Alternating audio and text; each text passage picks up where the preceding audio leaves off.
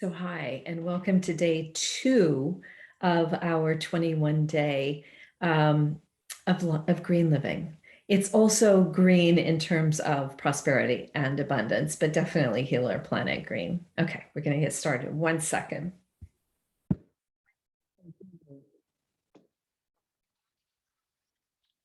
So today's mantra is breathe. And the really interesting thing is that I wanted to talk about transportation today. The interesting thing about how this kind of correlates together is that if you ever have walked or ridden a bike on a city street, you can smell, all the pollution. I mean, definitely, like CO2 can be happening without you smelling it, but in addition to the CO2, you're also smelling how unhealthful it is. And in fact, in cities, in places that don't find a way to have cleaner exhaust, they have increased respiratory illnesses. All kinds of things can happen. Improper lung development of infants, increased asthma risks, etc. So it's again, a lot of the things that we're going to do to heal our planet are going to be good for us. And it's a lot of money. I mean, look, the US spends about 18% of GDP, over $3 trillion every year on healthcare. And this was before the pandemic. So, and obviously the pandemic attacks your lungs too. So the first thing we're going to do is think about breathing. So all day long, again, when you have the mantra, it means that you must really focus on that particular word, breathe. And that means also breathe deeper. I want you also to be thinking about love in the background. So be aware of yesterday's mantra. And occasionally it's going to fly in and you want to lean into love. But breathe is the one that I want you to kind of keep pressing the pedal on, a motif that's kind of woven throughout your entire day. So with regard to breathing, I have a very intimate story to share with you. Well, intimate in that it happened to me, not that it's, anything, anything exciting. Um, so I recently went to Machu Picchu, and that was on my bucket list, but it was also something I wanted to do to write the power of 8 billion, because I wanted to be in a lush and verdurous surrounding. I wanted to be surrounded by green. I wanted to be inspired by the surroundings in while I was writing the book too. But the one thing about Machu Picchu is you fly into Cusco, 11,200 feet. Machu Picchu is over 8,000, or slightly right around 8,000. And so you are dealing with altitude. And when I first went into Cusco, and definitely when I was climbing Huayna Picchu, which is higher than Machu Picchu, I had to really focus on breathing. In fact, my guide sometimes, so Huayna Picchu is about 1,000 feet higher than Machu Picchu. So you start at Machu Picchu and then you climb up it. And it's about 1,000 feet straight up. And you're climbing these steps that were carved out in stone around 1400s. And it's very physically challenging. So there were times where I just had to stop and breathe really, really deeply, like really deeply. In Cusco, a lot of the times, that's how I was really trying to acclimate myself, was with deeper, deeper breathing.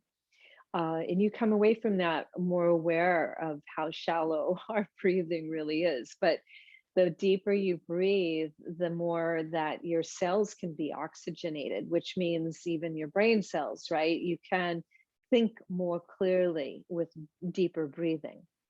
But the way that this is tying into healing our planet is that I want you to tie that into transportation. So I want to show you a few statistics. Here's the first one. And that is, again, I promised to show you some things because I want to increase your wisdom as well. So this is, the countries that are emitting the most per capita, per person. So as you can see, most of the countries in the Middle East are terrible, but sadly, so are Australia, United States, Canada, South Korea, Russia. Look at that, Greenland and Iceland. So we want to, Japan is pretty high up there. Actually, most, not all, but many of the European countries, look at that. United Kingdom is about 5 per capita, whereas the US global emissions are more like, 14 per person. So we're really bad here. And the UK is a lot better, but a lot of the European countries are better than the US and Australia and Canada. So it does tell us that you can, if any of us have ever been to Europe, it doesn't feel like it's, less comfortable, really. You can take a hot shower there. You can even take a taxi if you wanted to, but they have a very good rail system in many of the European countries. And additionally, they're cleaning up their grid. So, I think it was maybe even a third of the UK, I think it was higher, maybe 40% or higher, was powered by anaerobic digestion. So again, remember that, what renewable source you're going to use is definitely going to be in alignment with what is most appropriate for your country or your area in the US or Middle East or wherever. So the Middle East, part of the reason they're so dirty is not only do they, drive around a lot and they drive using, powered vehicles, gasoline powered vehicles, but they also are using oil and gas almost 100% for their electricity. So even if they have an electric vehicle, it's very dirty. They aren't, you can breathe, right? Because the emissions aren't there. I mean, the pollution, the exhaust fumes are not there, but the CO2 that's emitted to power that vehicle through the electricity is still there. So it's important to be aware of this and cognizant of that. A lot of times, in fact, yesterday I was talking to somebody about green, and they were saying, well, what do you say when people say that, the lithium ion batteries are very dirty? I was like, compared to lead acid batteries? Like, of course, a gas guzzling lead acid battery car is dirtier than an electric car, which basically just has batteries. Yes, the batteries are not as clean, but here's the thing. Single occupancy vehicles are not the solution. If you were looking top down at having everybody in the city driving their own little single occupancy vehicle, especially when it gets gridlocked traffic, it's very, very inefficient. It's really silly. And you can get people around in a much more efficient way. I know during the pandemic, we're all saying, oh, we don't want to be in a bus. We don't want to be in a subway, or we don't want to do this. We don't want to do that. Yeah, we're in extraordinary times right now. But, if we want to save our planet, we also have to think about that as well and figure out solutions. So don't let ourselves be blinded by misinformation, put it off too long because of the pandemic or whatever other excuse we might have. So what I'm challenging you to do right now is this. I want you to take a day off from your car, just one. Yeah, if you're listening to this in the morning, as I encouraged you to do, today may not be able to be that day that you do it, but make it within the next 7 days and plan for it. And again, really garage the car for the entire day and try to do some of the things that you would normally do in your car by riding a bike or walking or taking public transit or whatever way that you can. At least get the process started, okay? Now, I want to show you a couple of other things that might be inspiring to you as well. So one of the things, again, this is more of a reminder, is that, at 30% of the problem that we're having with CO2 emissions is directly correlated with transportation. So we have to look at this. And, I remember when I first was trying to reduce my dependence on my car, It felt like it took forever to get everywhere. And yes, you do have to plan a lot more. You want to plan, you got to take your backpack, you got to take an, maybe even a bag in your backpack if you're going shopping. You might have to plan a trip where you can stop here and here and here and here, so that you're getting everything done in one walking rather than walk and walk out and back, out and back, out and back. So it does require more planning, but you can do it. So please do. Now, I'm going to show you one last thing. Again, I promised you I'd keep these not that long so that you can spend more time doing it than you do listening to me. So this is a couple called Jonathan and Lee Watkins. They live in Poundbury, England, which is a city that was designed for a post-pandemic world. So you can have a car in Poundbury, absolutely, and many people do.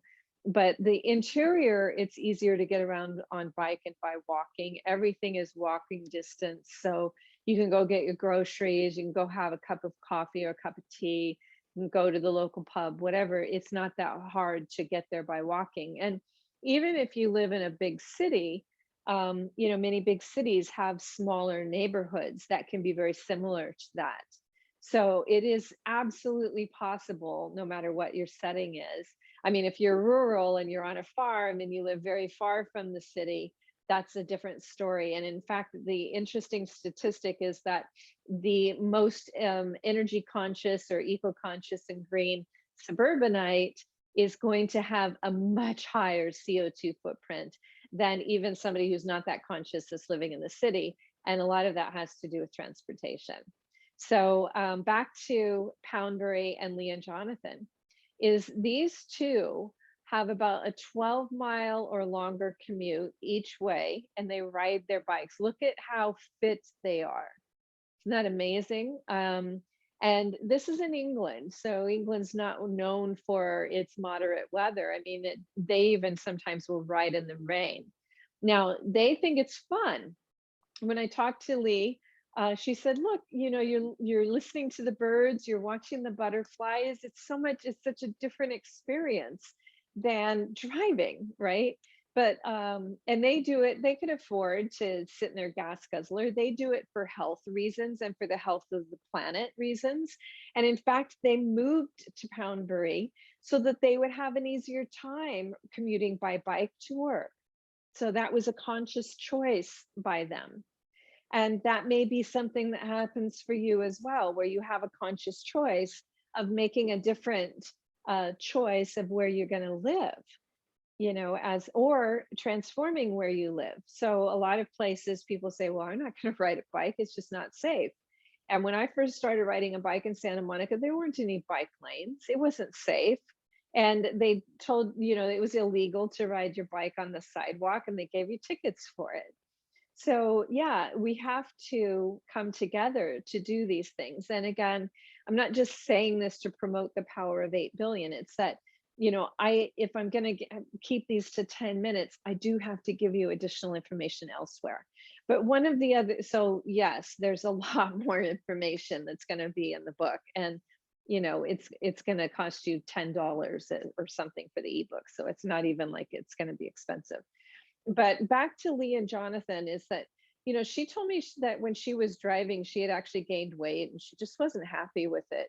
Now, there was another couple that and again, I mentioned them in the book as well. And it's Katie and Pete Smith.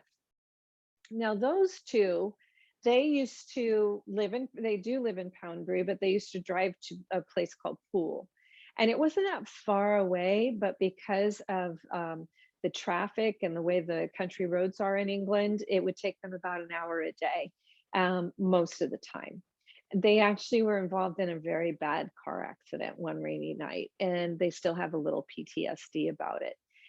They got jobs in Poundbury, so they now walk. And in addition to feeling healthier and safer and having a lot more time for themselves, it's not in the car, they also are saving about $4,000 a year. So the average person spends about $7,500 a year on a car. And that includes, of course, the car payment, the car insurance, the maintenance, and the insurance. So, and gasoline. So imagine if you were living someplace, whether it's New York City or London or Paris, where you can take the subway most of the time, or you can take some sort of public transportation, or like Lee and Jonathan, you can ride your bike, or like Katie and Pete, you can walk. That's going to mean a lot more money. I mean, 7,500 a year is a great vacation, right? So let's start small. Pick a day, someday within the next 7 days, and just don't drive.